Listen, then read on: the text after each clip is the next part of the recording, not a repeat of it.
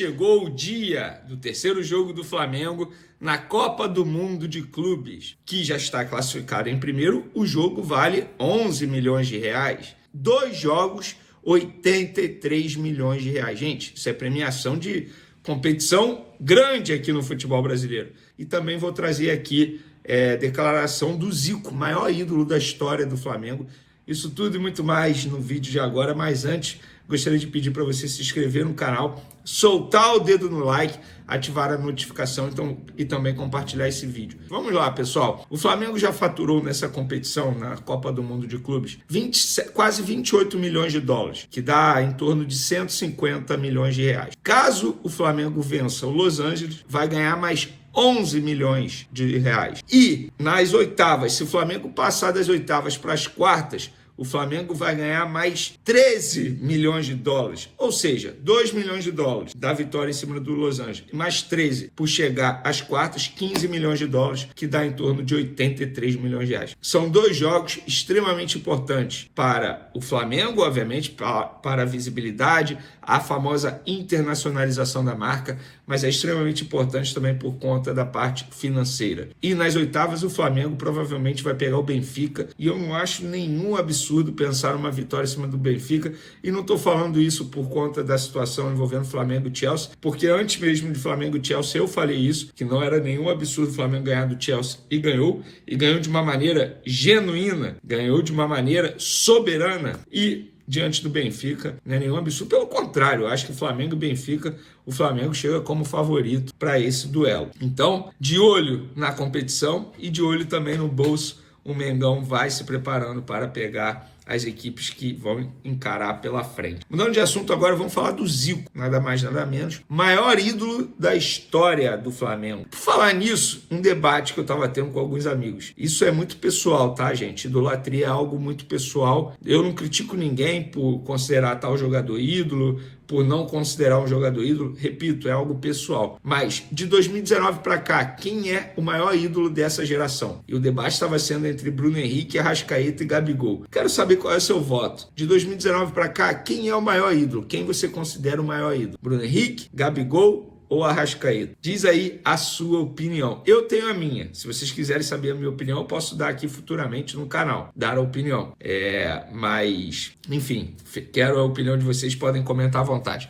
Vamos falar aqui do maior ídolo. Esse aí, sem sombra de dúvidas, é o maior. Não sei o que você pensa. É o maior ídolo da história do Flamengo. É o Zico. E o Zico, ele foi lá na Casa Flamengo, lá em Orlando, que é um local que está servindo ali de evento para a torcida do Flamengo, onde eles estão se encontrando, enfim, é um local bem bacana. O Flamengo mandou bem demais montar esse local lá em Orlando e está sendo um maior sucesso. Vários torcedores que estão comparecendo, estão me mandando vídeo, foto, elogiando bastante. E o Zico estava por lá, tirou foto com torcedores, enfim, fez a festa da torcida. E ele também deu uma declaração ao GE dizendo o seguinte sobre a competição da Copa do Mundo de Clubes, como os europeus estão tratando. Uma declaração bem interessante. Significa, abre aspas, significa que cada vez mais o Flamengo vai adquirindo o respeito dos outros continentes. Podem conhecer melhor vendo do que só ouvindo falar. O Flamengo fez investimento em jogadores importantes e com experiências em grandes clubes e grandes seleções. Eles estão vendo de perto. Quando você vê jogando, muda de figura. Tem existido uma supervalorização do futebol europeu. É preciso dar um basta nisso. Eles não são donos. Eles começam a arrumar muitas desculpas quando a coisa não vai legal. Parece que eles não sabem jogar nessa diversidade. Quando tem alguma coisa diferente, o calor, o fim da temporada, isso tudo a gente fazia e ninguém ficou enchendo o saco, reclamando disso ou dando desculpa quando perde. Eu acho que isso é que está acontecendo. São grandes times que são verdadeiras seleções. Quantos espanhóis tem no Real Madrid? Quantos ingleses tem no City? Quantos alemães tem no Bayern? O Flamengo está numa situação como essa. Tem seleção uruguaia, chilena, brasileira. Está pau a pau. O negócio está todo mundo bem, em forma para chegar e dar conta do recado. Fecha aspas para, repito, o maior ídolo da história do Flamengo, o Zico, o Galinho. Gente, é exatamente isso que eu gostaria de falar aqui no canal, eu vou repetir. Óbvio, isso é óbvio, gente, é óbvio que o futebol europeu ainda está acima do futebol sul-americano. E por um fator absoluto, finança, ponto, dinheiro. É o dinheiro que está lá. Eles contratam quem eles querem, não tem como bater de frente. A moeda deles é muito mais valorizada que a nossa. Isso não tem discussão. O futebol europeu está acima. Ponto. O futebol europeu está entre aspas, não ligando para essa competição, eles não estão nem aí. E é nítido isso, tá? É nítido.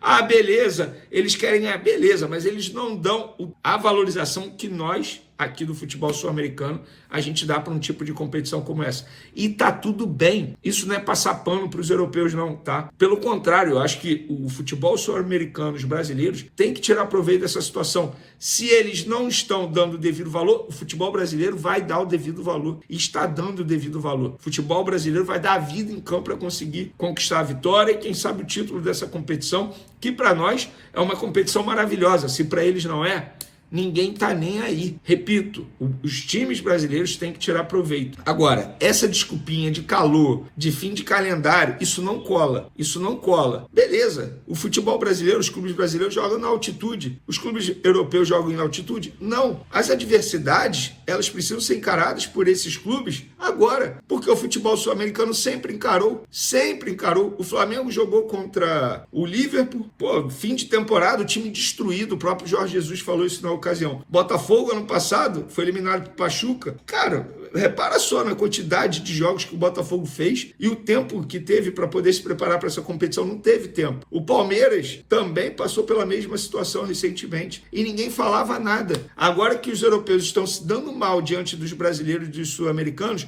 ah, é fim de temporada. Ah, é o calor. Gente, para. Não tem que ficar dando desculpa, não é isso. Mas continua achando que o futebol europeu está acima do futebol sul-americano. Continua achando que os clubes europeus, os jogadores europeus, não estão nem aí para essa competição, embora ali em determinado momento eles queiram a vitória, você vê a vibração do treinador, mas a gente sabe que não é a mesma animação, a mesma motivação que nós estamos dando nesse momento. E não tem o menor problema disso. Repito, eu fico felizão de ver os brasileiros se dando bem, cara. Felizão de ver um europeu reclamando. Olha, repara aí no treinador do Atlético de Madrid reclamando, dizendo: ah, nós tivemos a mesma pontuação que o campeão da Champions e a mesma pontuação do campeão da Libertadores e fomos eliminados. Que isso, cara? 2 meses atrás ninguém apostaria que o Botafogo fosse se classificar nesse grupo. E se classificou com mérito. O Flamengo deu um baile no Chelsea, botou os ingleses na roda novamente, com mérito. O Palmeiras está tendo bom desempenho? Com mérito. O Fluminense está tendo bom desempenho? Com mérito. É mérito. Agora, o fato, onde eu quero chegar, para você falar que um europeu não está dando o devido valor, na minha concepção, isso não é tirar o mérito dos brasileiros. Pelo contrário, os brasileiros estão chegando aonde estão por mérito deles. Por quê? Investiram demais, fizeram boas contratações, teve evolução na parte tática também, por vários fatores. Agora imagina se a CBF desse o devido valor ao produto dela, se o futebol brasileiro fosse melhor valorizado pela própria CBF. A gente estaria mais próximo dos europeus, sem sombra de dúvida. Essa é a minha opinião. Usei o meu canal para dar uma opinião extensa em cima de uma declaração que eu gostei muito do Zico. Vocês concordam comigo? Enfim, podem comentar à vontade. Beijo, tamo junto e fui! Flamengo recarrega energias para mata-mata da Copa de Clubes no maior reduto rubro-negro fora do Brasil. Rubro-negro vai em busca da melhor campanha geral jogando em sua segunda casa contra o Los Angeles. A liderança e a classificação antecipadas do Flamengo na Copa do Mundo de Clubes da FIFA fizeram do último jogo da fase de grupos uma mera formalidade para o time cumprir tabela. Mas o rubro-negro tem no compromisso desta terça-feira, às 22 horas, de Brasília, em Orlando, uma forma de recarregar as energias antes de iniciar a fase mata-mata. Orlando fica na Flórida, terceiro estado americano onde mais há brasileiros, só atrás de Nova York e Massachusetts. Em média, 400 mil brasileiros vivem no estado, sendo quase metade disso no condado de Orange, que engloba Orlando e as cidades próximas.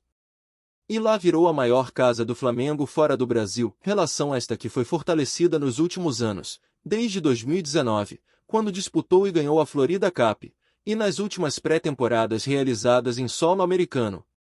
Sempre com presença maciça de rubro-negros. Em 2024, o Flamengo levou mais de 25 mil torcedores ao estádio no amistoso contra o Orlando City. Também teve treino aberto para a torcida no CT do Orlando City naquele ano, e em 2025 repetiu o agrado aos torcedores em Gainesville. Esse ano em Fort Lauderdale, no mesmo estado, disputou um amistoso com o São Paulo novamente com uma multidão de rubro-negros. Agora no maior estádio da cidade, o Camping Old, que tem capacidade para 65 mil pessoas, e a expectativa novamente é de casa cheia. Mesmo com a grande possibilidade de Felipe Luiz escalar muitos reservas para poupar os titulares. Flamengo pode vir com sub-15, sub-17, com reserva. Nós estamos lá, o sentimento é igual. Toda oportunidade que a gente tem de Flamengo aqui a gente tenta abraçar. Chegar cedo possível, participar de tudo do lado de fora do estádio. Ambiente de Maracanã sempre. A gente faz de tudo pelo Flamengo como eu fazia quando morava no Rio, então sempre que há oportunidade eu vou. Todo esforço que temos que fazer é quando o Flamengo está aqui. Quando está lá a gente assiste pela televisão, disse Eduardo, que mora em Orlando há 10 anos.